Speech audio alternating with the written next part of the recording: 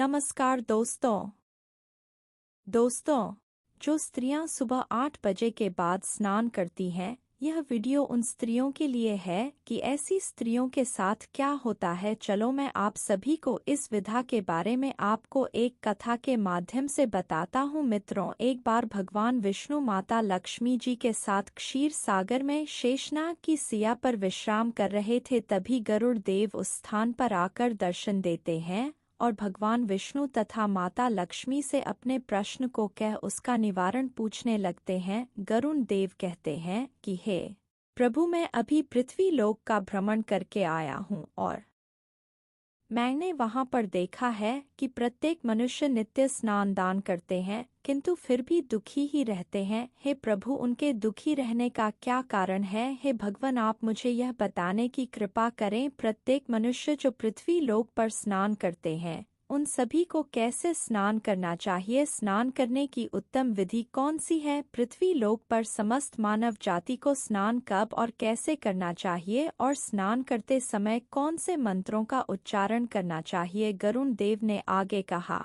कि हे प्रभु, मैं अपने इन्हीं प्रश्नों को पूछने के लिए आपके पास वैकुंठ लोक आया हूँ। इसके बाद गरुड़ जी माता लक्ष्मी से पूछते हैं, हे माता, मैंने यह भी देखा है कि पृथ्वी लोक पर अनेक स्त्रियां नित्य स्नान करके आपकी पूजा आराधना को संपन्न करती है, किंतु फिर भी उनके घर में आप वास नहीं करती हैं। यह कौन सी विडंबना है? इसका क्या कारण है? गरुड़ देव जी ने अपने सारे प्रश्न कह सुनाई। तब भगवान विष्णु जी ने गरुड़ देव जी के द्वारा इस प्रकार से प्रश्न पूछने पर कहते हैं, हे पक्षीराज गरुड़ देव, प्रत्येक मनुष्य जाति के कल्याण हेतु आपने उचित ही प्रश्न किया है। हे गरुड़ देव, यह सत्य है, स्नान करना एक मनुष्य के लिए अत्यंत आवश्यक होता है। स्नान से ही शरीर शुद्ध होता है, स्नान करने से ही शरीर पवित्र होता है और मनुष्य पूजा पाठ दान धर्म आदि कर्म करने के पात्र स्नान करने के बाद ही बनता है। इसीलिए मनुष्य को नित्य स्नान करना चाहिए। हे गरुड़ देव, मैं आपके सभी प्रश्नों के उत्तर देने से पूर्व आपको एक अत्यंत पवित्र कथा सुनाता हूँ। आप इस कथा को ध्यान से सुनना। इस कथा में आपको आपके सभी प्रश्नों के उत्तर मिल जाएंगे। अब भगवान विष्णु ने गरुड़ जी को स्नान का महत्व बताते हुए एक कथा को सुनाते हैं, जिसे सभी मनुष्यों को ध्यान से सुनना चाहिए। इस कथा का श्रवण करने मात्र से ही सैकड़ों तीर्थों में स्नान करने का पुण्य मनुष्य को प्राप्त होता है। मित्रों, भगवान विष्णु कहते हैं, हे पक्षीराज गरुड़, पूर्व समय का एक वृत्तांत है। मगध देश में एक अत्यंत शोभायमान नगरी थी। उस नगरी में एक धनवान सेठ अपने जीवन का निर्वाह करता था। उस सेठ की 3 पुत्रियां थी। सेठ इतना धनवान था कि उसने अपनी पुत्रियों को कभी किसी चीज की कमी नहीं होने दी। उसने उन्हें बड़े लाड़ प्यार से पाला था। उसकी पुत्रियां अत्यंत सुंदर तथा अपने चंचल स्वभाव की वजह से मन को मोह लेने वाली थी। एक पिता का जो कर्तव्य होता है, उस सेठ ने सब कुछ पूर्ण किया। अपनी पुत्रियों को उसने सब कुछ दिया जो उससे हो सका, परंतु उसने केवल एक गलती की। वह गलती यह थी कि उसने अपनी पुत्रियों को शास्त्र ज्ञान नहीं दिया था, जिसकी वजह से जीवन में सब कुछ पाकर भी उसकी पुत्रियों का जीवन अधूरा था। ज्ञान के बिना कोई भी मनुष्य पूर्ण जीवात्मा नहीं बन सकता है। पैसा संपत्ति सौंदर्य होकर भी उस सेठ की पुत्रियों के पास वह नहीं था जो प्रत्येक स्त्रियों के पास होना चाहिए। धीरे धीरे जब उस सेठ की तीनों पुत्रियां जवान हुई तो उस सेठ ने उन तीनों पुत्रियों का विवाह एक अच्छे कुल में कर दिया। तीनों पुत्रियों के पति बड़े बड़े व्यापारी थे, जिसकी वजह से उस सेठ की तीनों पुत्रियां राजमहल जैसे घरों में रहने के लिए चली गई। वह तीनों जैसे ही रहने के लिए अपने अपने पतियों के घर गई। वहां पर उनका भव्य स्वागत किया गया। विवाह के बाद की जो रस्में होती हैं, उन सभी रस्मों को किया गया। उन तीनों के ससुराल वालों ने उन्हें बहुत मान सम्मान दिया और उनके साथ प्रेम से व्यवहार किया। वे तीनों अपने ससुराल में बड़े ही मौज से रहने लगी थी, परंतु तीनों सुबह देर से जागती थी, देर से स्नान करती थी और रोज रोज बिना स्नान किए ही खाना पकाती थी तथा भोजन किया भी करती थी और कभी कभी भूले भटके ही पूजा पाठ कर लिया करती थी। उनकी सास ने उन्हें इस विषय में कई बार समझाया, लेकिन किसी ने अपनी सांस की बात नहीं मानी और अपनी ही मनमानी करने लगी। अब जैसे जैसे समय अपनी गति के साथ बीतता गया, उन तीनों पुत्रियों के ससुराल में परेशानियां अपना विकराल रूप लेने लगी। तीनों के पतियों को व्यापार में आर्थिक नुकसान होने लगा और धीरे धीरे उन सभी के पतियों ने जो संपत्ति बनाई थी वह सब कुछ व्यापार में घाटा होने के कारण डूबने लगा। उन तीनों के पति अब दूसरों से कर्ज लेकर वे अपने व्यापार को चलाने लगे, परंतु फिर भी उन्हें अपने हर एक व्यवसाय में घाटे का ही सामना करना पड़ा, जिसकी वजह से उनके घर में क्लेश उत्पन्न होने लगा। तीनों की उनके पतियों के साथ बार बार लड़ाई झगड़े होने लगे थे, परंतु पहले ऐसा नहीं था। जब से यह तीनों अपने पतियों के घरों में रहने के लिए गई थी, तभी से उनके घर में संकट के बादल आने शुरू हो गए थे। उन तीनों बहनों के ससुराल में पैसे की इतनी कमी हुई कि उन्हें अपनी सारी संपत्ति, घर-बार सब कुछ बेचना पड़ा और वे सभी झोपड़ी को बनाकर उस झोपड़ी में जाकर रहने लगे। लेकिन वे तीनों बहनें झोपड़ी में रहना पसंद नहीं करती थी, इसीलिए वह सभी अपने ससुराल तथा अपने पतियों को छोड़कर मायके में रहने के लिए वापस आ गई और अपने पिता के साथ रहने लगी। परंतु अपने घर पर आकर भी उन तीनों की आदत में कोई बदलाव नहीं आया और घर पर आकर भी वह तीनों बहनें बड़े ही मौज के साथ रहने लगी। अपने पिता के घर पर भी वे तीनों देर से उठती थी तथा देर से स्नान करती थी, बिना स्नान किए ही भोजन किया करती थी और इसी कारण से उनके पिता को भी व्यापार में नुकसान होने लगा। अब भगवान विष्णु कहते हैं कि हे गरुण देव, क्योंकि उनकी आदतों में कोई सुधार नहीं हुआ था, जिसकी वजह से उनके पिता के भी घर से लक्ष्मी जी ने अपना स्थान त्याग दिया था। अब उस सेठ की आर्थिक स्थिति खराब होने लगी थी। एक दिन उस सेठ के द्वार पर नारद जी, जो कि समस्त वेदों के सबसे बड़े जाता है, उन्होंने एक साधु का रूप धारण किया और उस सेठ के द्वार पर आ गए। अब उस सेठ ने उस साधु का बड़े ही प्रेम से स्वागत किया और उन्हें प्रणाम किया। फिर सेठ ने उस साधु महात्मा को अपना दुख बताया और उसके निवारण के लिए उपाय पूछा। अब सेठ ने अपनी पुत्रियों को भी बुलाया और साधु को उनके बारे में भी जो बातें उनके ससुराल में हुई थी उन सबको बता दी। अब उस साधु के भेष में स्वयं नारद जी ने जैसे ही उस सेठ की तीनों पुत्रियों की तरफ देखा तो उन्हें सच्चाई का पता चल गया, क्योंकि उन तीनों बहनों के चारों ओर नकारात्मक शक्ति का घेरा बना हुआ था, जिसकी वजह से वे जहाँ पर भी जाती वह नकारात्मक ऊर्जा उनका पीछा नहीं छोड़ रही थी। अब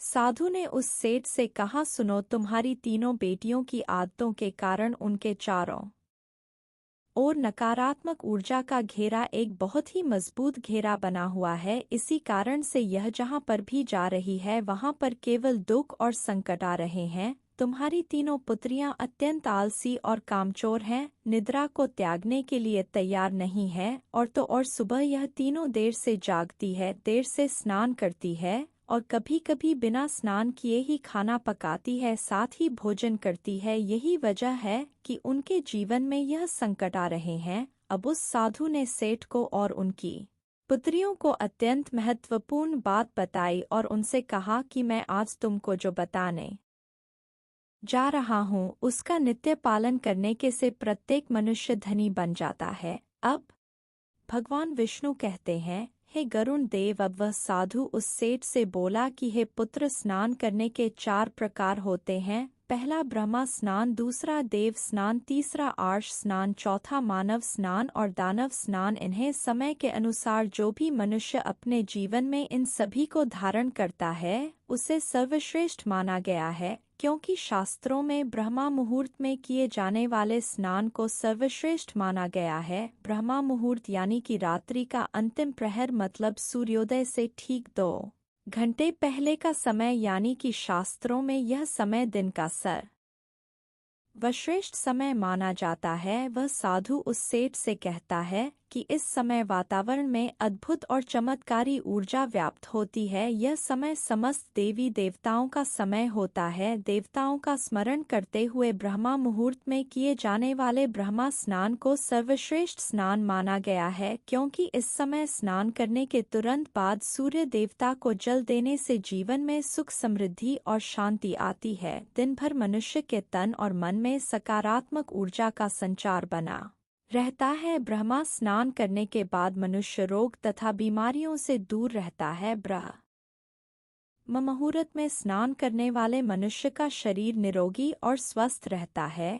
अब वह साधु उस सेठ से बोला कि दूसरा स्नान है देव स्नान। सुबह 5 बजे से 6 बजे के बीच किया जाने वाला स्नान देव स्नान कहलाता है। इस समय देवी देवताओं का स्मरण करते हुए नदियों में किए जाने वाले इस स्नान को भी श्रेष्ठ स्नान माना जाता है। इस समय स्नान करने से मनुष्य के शरीर में सकारात्मक ऊर्जा का समावेश होता है, जिसकी वजह से सभी प्रकार की नकारात्मक ऊर्जा तथा बुराई शरीर से बाहर निकल जाती है। देव स्नान के समय स्नान करने से तन के साथ साथ मन भी पवित्र हो जाता। इस समय पर स्नान करने से धन संपत्ति में वृद्धि होती है। मनुष्य को सभी प्रकार के सुख की प्राप्ति होती है। अब वह साधु आगे बोला कि सुबह सुबह जब आकाश में तारे नजर आते हैं, उस समय के जाने वाले स्नान को आर्ष स्नान कहते हैं। यह स्नान भी श्रेष्ठ स्नान होता है। इस समय स्नान करने से मन को शांति मिलती है। चौथा है मानव स्नान। सुबह 6 बजे से 8 बजे के बीच में किया जाने वाला स्नान मानव स्नान का गया है। यह स्नान सूर्योदय के समय या सूर्योदय के ठीक बाद में किया जाता है। वह साधु उस सेठ से कहता है कि इस समय स्नान करने से शरीर में दिन भर ताजगी, स्फूर्ति और सकारात्मक ऊर्जा व्याप्त रहती है, जो हमें किसी भी कार्य को करने के लिए उत्साह तथा प्रेरणा की स्फूर्ति करती है। परंतु मनुष्य को कभी भी सूर्योदय के 2 घंटे बाद स्नान नहीं करना चाहिए, अर्थात सुबह 8 बजे के बाद स्नान करना उचित नहीं माना गया है। इस समय वातावरण में व्याप्त दैवीय शक्तियाँ बहुत कम होती हैं, इसलिए इस समय में स्नान करने पर प्रत्येक मनुष्य में उत्साह और ऊर्जा की भी कमी हो जाती है, जिसकी वजह से मनुष्य दिन भर आलस का अनुभव करता है। उसे पूरे दिन शरीर में सुस्ती रहती है, जिसकी वजह से किसी भी काम को करने में उसका मन नहीं लगता है। सुबह 8 बजे के बाद स्नान करने से व्यक्ति के जीवन में दुर्भाग्य आता है, उसके शरीर में नकारात्मक ऊर्जा का वास हो जाता है। ऐसा मनुष्य जिस स्थान पर भी जाता है, उसके साथ साथ उसका दुर्भाग्य भी उसके साथ चलता है। अब वह साधु कहता है कि हे पुत्र, तुम्हारी यह तीनों पुत्रियां सुबह देर से स्नान करती थी, जिस कारण से उनके ससुराल की सारी संपत्ति नष्ट हो गई। उनके पति रोड पर आ गए और अब इनकी वजह से ही तुम्हारी भी संपत्ति नष्ट होती जा रही है। अब सेठ को वह साधु कहता है कि पुत्र, सूर्योदय होने के बहुत समय बाद तक भी जो लोग स्नान नहीं करते हैं, उनके मन में दिन भर क्रोध, द्वेष, नकारात्मकता, कमजोरी और चिड़चिड़ापन बना रहता है, जिससे इनके काम में आने वाली मुश्किलें अपना विकराल रूप धारण कर लेती हैं।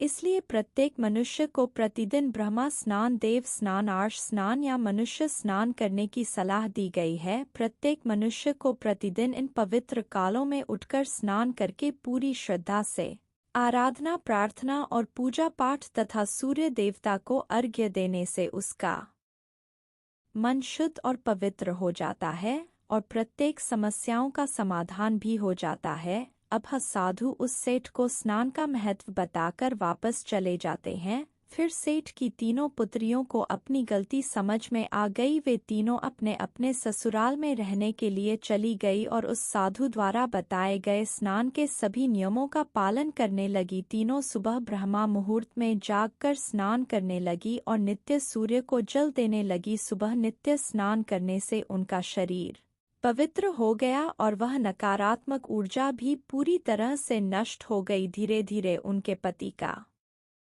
व्यापार भी ठीक से चलने लगा और उनका खोया हुआ सब कुछ उन्हें फिर से वापस मिल गया और तीनों बहनें बड़ी ही प्रसन्नता से अपने ससुराल में रहने लगी। भगवान विष्णु कहते हैं, हे गरुण देव, अब मैं तुम्हें स्नान करते समय बोले जाने वाले अत्यंत महत्वपूर्ण मंत्र के बारे में बताता हूँ। जो भी मनुष्य इस मंत्र का उच्चारण करते हुए स्नान करता है, उसके सभी पाप उसी क्षण नष्ट हो जाते हैं, उसका दुर्भाग्य भी नष्ट हो जाता है और उसे सुख समृद्धि प्राप्त होती है। भगवान विष्णु बोले कि वह मंत्र कुछ इस प्रकार है। गंगे च यमुना ने चैव गोदावरी सरस्वती नर्मदे सिंधु कावेरी जले अस्मिन् सन्निधि कुरु। हे गरुण देव, इसका अर्थ है, हे गंगा यमुना गोवरी सरस्वती नर्मदा सिंधु और कावेरी माता, मेरे स्नान करने के जल में कृपया आप सभी पधारिए। इस मंत्र के उच्चारण से सभी तीर्थ स्थानों में स्नान करने का पुण्य मिलता है। अब भगवान गरुण देव से बोले, हे गरुण देव, अब आपको आपके सभी प्रश्नों का उत्तर मैंने इस कथा के माध्यम से दे दिया है।